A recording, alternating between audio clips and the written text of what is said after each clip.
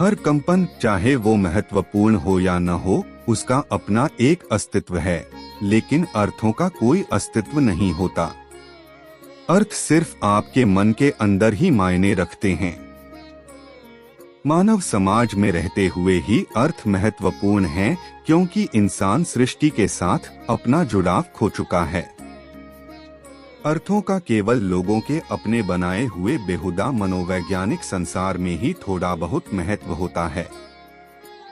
आप दुनिया में टकराव देखते हैं, क्योंकि हर कोई अपनी दुनिया में रह रहा है। यह एक मनोवैज्ञानिक ढांचा है। यह एक भ्रम है जो आप अपने लिए पैदा करते हैं। इस भ्रम के भीतर आप तरह तरह के अर्थ गढ़ सकते हैं। जब कोई होश में आता है तो उसके लिए कहा जाता है, उसका भ्रम दूर हो गया। भ्रम दूर होना या मोहभंग सामाजिक संदर्भ में एक सकारात्मक शब्द नहीं है, लेकिन अगर आप आध्यात्मिक संदर्भ में देखें तो जितनी जल्दी आपका भ्रम दूर होगा, आपके लिए उतना ही बेहतर होगा। अगर आज आपके सारे भ्रम दूर हो जाएं, तो क्या यह बढ़िया नहीं होगा? या आप मरते दम तक अपने भ्रम बनाए रखना चाहते हैं? निश्चित रूप से मृत्यु सभी भ्रमों को दूर कर देगी।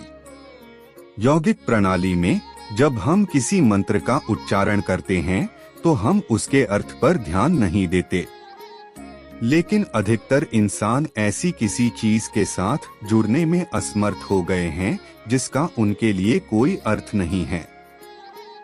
दुनिया में जो सबसे शानदार चीजें घटित हो रही हैं, उन्हें आपके अनुसार ज्यादातर लोग किस वजह से अनदेखा कर देते हैं? सूर्योदय, सूर्यास्त, पूर्णिमा। दुनिया में कितने लोग इनके बारे में सजग भी होते हैं? कितने लोग बसंत के मौसम में फूलों को खिलते देखने के लिए बैठे रहेंगे?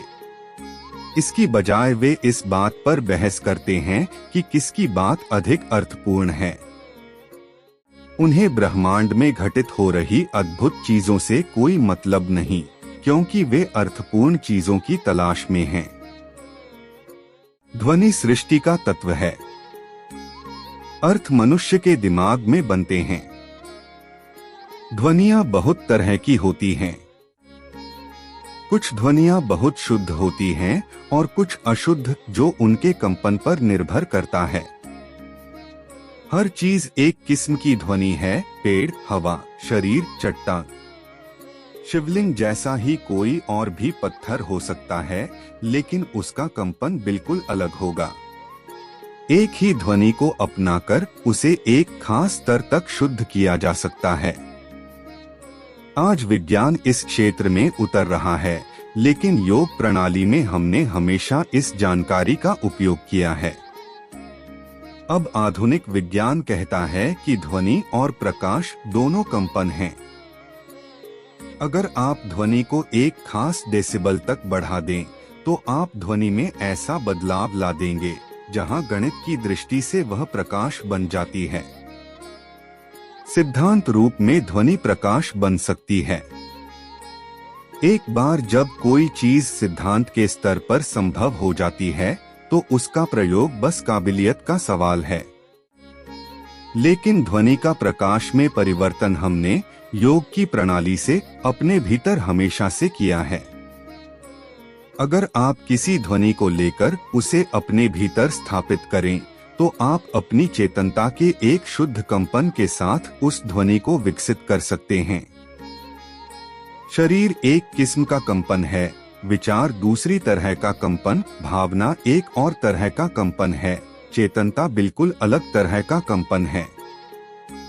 जिसे हम चेतनता कहते हैं, वह सबसे शुद्ध कंपन है। उसके परे शिव है। शिव शब्द का अर्थ है वह जो नहीं है, क्योंकि उसका कंपन ऐसा है कि आपको पता भी नहीं चलेगा कि उसका अस्तित्व है। वह पूर्ण शांति है, लेकिन उसमें भी कंपन है। अगर आप अपने भीतर एक ध्वनि को लें और अपनी चेतनता में उसे विकसित करें, तो इस ध्वनि को धीरे धीरे प्रकाश में बदला जा सकता है।